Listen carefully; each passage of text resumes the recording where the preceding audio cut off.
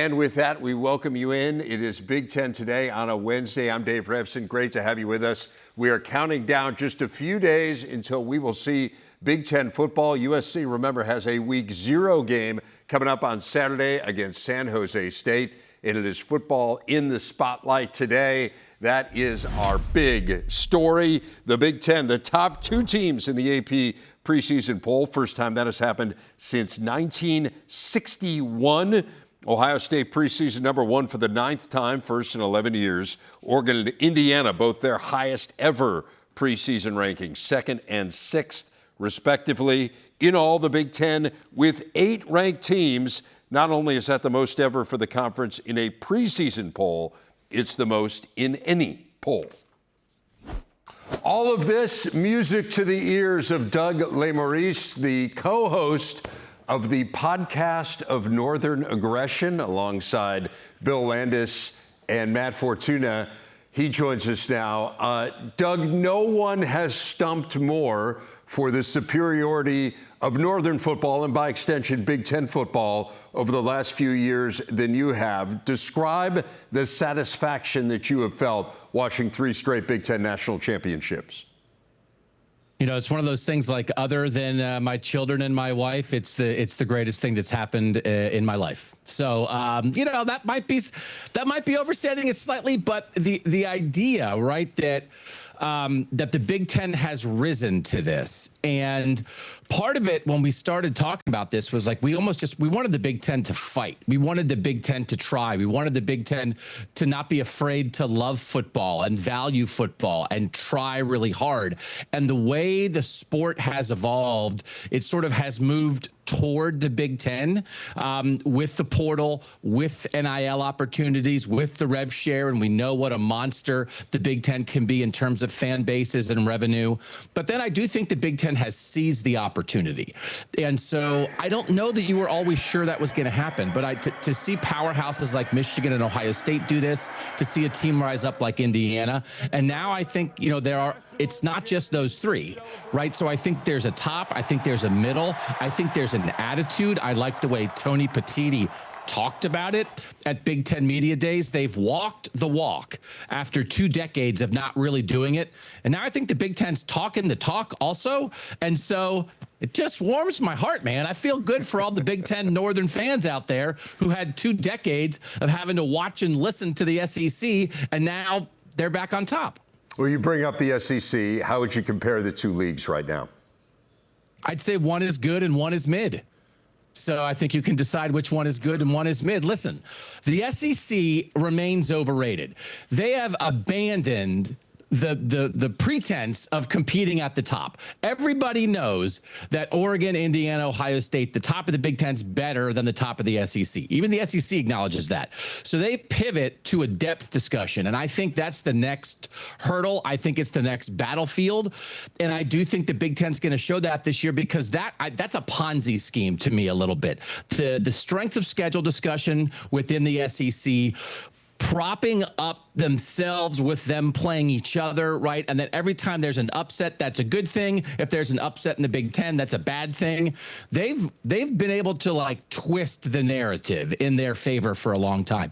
But they're going to get some comeuppance this year with the non-conference games, which the Big Ten's been doing for a long time. And I do think people are going to realize there's this second group in the Big Ten that has a lot of good football players, a lot of good quarterbacks, a lot of good coaches, a lot of interesting coordinators. And, like, why are we spending our time, you know, slobbering over Ole Miss and Tennessee and Florida and teams like that when we have teams in the Big Ten who are as good or better than that and aren't discussed in the same way? So they're on tilt, man. I mean, we know it. They're on tilt. They're grasping at straws. Let's dive into the top of the Big Ten, and we can get to that middle of the league in just a bit, Doug. We showed the AP poll: Ohio State 1, Oregon 2, Indiana 6. Do you believe the order of those 3 teams is correct? I was an AP voter for a long time. I'm not at the moment. I might have Indiana number 1. I just think you go through the roster, and They might have the best offensive line in the Big Ten and the best offensive line around. Their defensive line is great. Their linebacker pairing is as good as you'll find. Their receiver room depth is really good. Their secondary is strong. And when you go through, we did this on our show. I think Indiana, everybody does, has the best coordinator pairing in the country. And we know how good of a coach Curt Cignetti is. So I think Oregon probably has the most talented roster. I think Indiana maybe has the most complete team right now, but I still think people observe Ohio State to be the best program because maybe you still have a little bit of hesitance with Indiana. I don't. I get if you do. Of those true blue bloods, Ohio State is where you wind up, right? If you're trying to compare Ohio State to Georgia or Alabama or teams like that, it's like, of course it's Ohio State. So I understand why the voters got there. I might have gotten to the Hoosiers, but they're a top group of three that is splitting hairs a little bit. And I think they're all absolutely still in the thick of the national title discussion.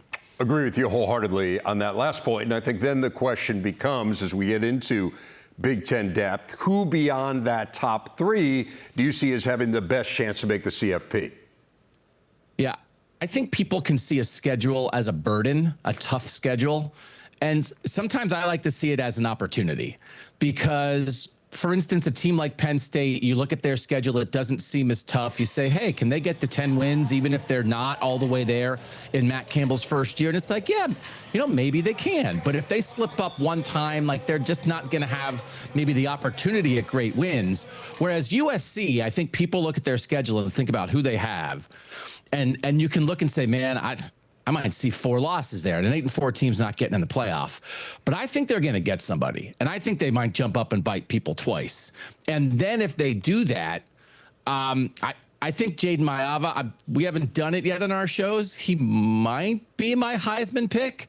Lincoln Riley certainly, feels like this program is in a better spot. They're less reliant on transfers. He feels good about both sides of the line. Gary Patterson's such a huge hire, but that defense doesn't have to be awesome. It just has to be good enough for their offense to carry the day. So I really do think, with Oregon and Ohio State, for instance, both coming to USC, that's great opportunity for them. And I kind of feel like they're going to win one of those two. And if they do that, now you sort of start the dominoes of, oh, that's a great win for USC. But then what if Washington beats USC? That's a great win for Washington. And you start to create the kind of depth discussion where you have good Big Ten teams beating each other, which is hard for the Blue Bloods to stomach, but also I think in a lot of ways is good for the league.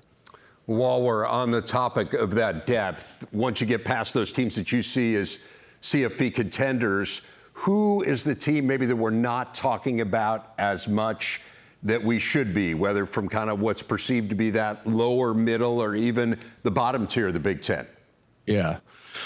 I've been sort of curious about Wisconsin all offseason. Keep the quarterback healthy, which has been an issue at Wisconsin. I think Luke Fickell is going to let it rip. Like, what else do you have to lose there? I think there's opportunity there, and I feel like some other people are maybe coming around to the Wisconsin discussion. And I'm gonna steal this from my co-host Matt Fortuna, who's been saying this for a week now. Very interested about Illinois.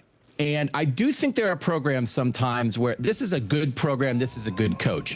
When everybody agrees like, aha, they're the team, keep an eye on them. Sometimes in that spotlight, the attention, it can be tough. And actually when they're in the year that everybody agrees is the peak year, that's when it doesn't happen because there are expectations.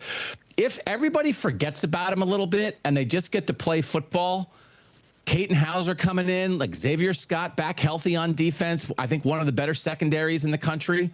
Nobody's talking about Illinois, and maybe that's the time when Illinois actually now has the season where they really are on the edge of the playoff conversation. So we've been coming around on Illinois. Brett Bielema knows how to do this. I think they are worth watching, but also don't watch them too hard because then that might make it more difficult for them.